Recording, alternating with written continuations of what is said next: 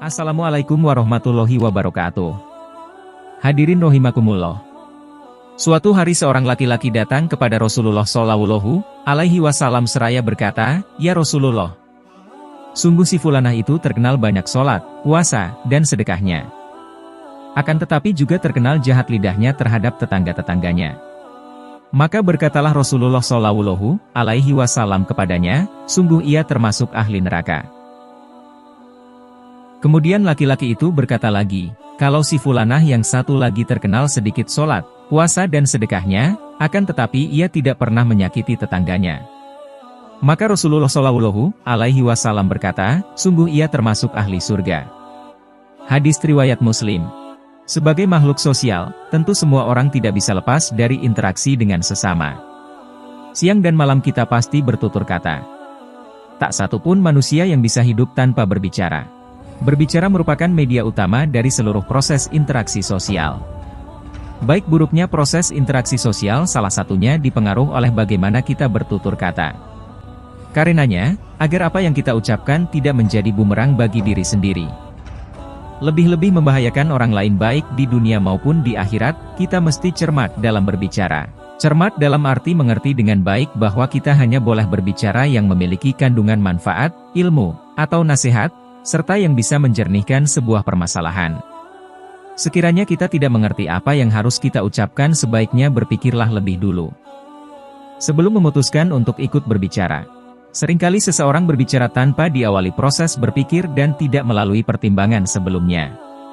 Tindakan seperti itu berpotensi mengundang masalah baru yang boleh jadi akan berlarut-larut, sehingga memperkeruh keadaan dan mengancam tali ukhuwah dengan sesama muslim. Apabila hal ini terjadi maka tidak ada tempat bagi orang yang berbicara kecuali neraka. Rasulullah Shallallahu Alaihi Wasallam bersabda, yang artinya, "Sesungguhnya seorang hamba benar-benar mengucapkan kata-kata tanpa dipikirkan yang menyebabkan dia tergelincir ke dalam neraka yang jaraknya lebih jauh antara timur dan barat." Hadis riwayat Bukhari Muslim. Pepatah mengatakan, mulutmu harimaumu. Oleh karena itu, kecermatan dalam berbicara mutlak harus kita upayakan. Kita perlu tahu secara pasti, kapan kita bicara, apa yang harus kita bicarakan, dan paling penting adalah manfaat apa yang akan diperoleh diri sendiri, yang mendengar dan orang lain. Dalam situasi kita tidak mengerti apa yang harus kita ucapkan, tidak berbicara adalah langkah yang bijaksana. Maka pantas jika kemudian Luqman Al-Hakim menasihati putranya dengan mengatakan bahwa, diam itu hikmat tapi sedikit sekali orang yang melakukannya. Akan tetapi, manakala kita mengerti secara mendalam dan komprehensif akan hakikat sesuatu dan penjelasan akan hakikat sesuatu itu sangat dibutuhkan, maka berbicara dalam konteks ini adalah wajib.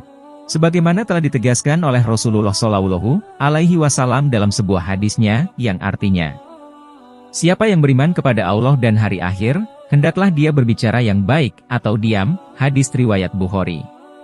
Imam Nawawi menjabarkan bahwa hadis di atas adalah hadis sahih, yang menjelaskan bahwa kita tidak pantas berbicara kecuali berbicara yang baik dan jelas-jelas mengandung maslahat. Bila diragukan kemaslahatannya, maka diam adalah langkah yang utama untuk dilakukan. Jadi berbicara menduduki posisi yang sangat strategis. Dengan iman dan ilmu, pembicaraan yang kita lakukan dapat mengundang berkah dan keridhaan Allah Subhanahu wa Ta'ala. Sebaliknya, berbicara terus-menerus tanpa ilmu, tanpa berpikir panjang akan mengantarkan kita pada kemurkaannya. Termasuk tatkala kita ingin menghibur orang lain dengan perkataan lucu. Sekalipun dalam maksud bercanda, berbicara yang lucu tetap tidak boleh mengandung unsur dusta atau sia-sia belaka. Rasulullah Shallallahu Alaihi Wasallam sangat melarang umatnya berbicara, berbohong meski dengan maksud agar orang lain tertawa karena mendengarkannya. Rasulullah bersabda yang artinya, "Celakalah bagi orang yang berkata kemudian berbohong supaya orang-orang tertawa, maka celaka baginya. Maka celaka baginya. Sepanjang hari, siang dan malam setiap orang pasti berbicara. Dan, esok hari pun kita akan berbicara dan terus berbicara.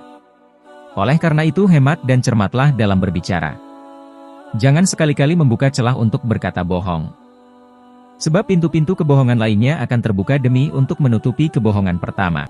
Maka dari itu tidaklah berlebihan jika perkataan yang baik itu memiliki derajat yang lebih utama daripada sedekah yang diungkit-ungkit hingga menyakiti perasaan yang menerimanya."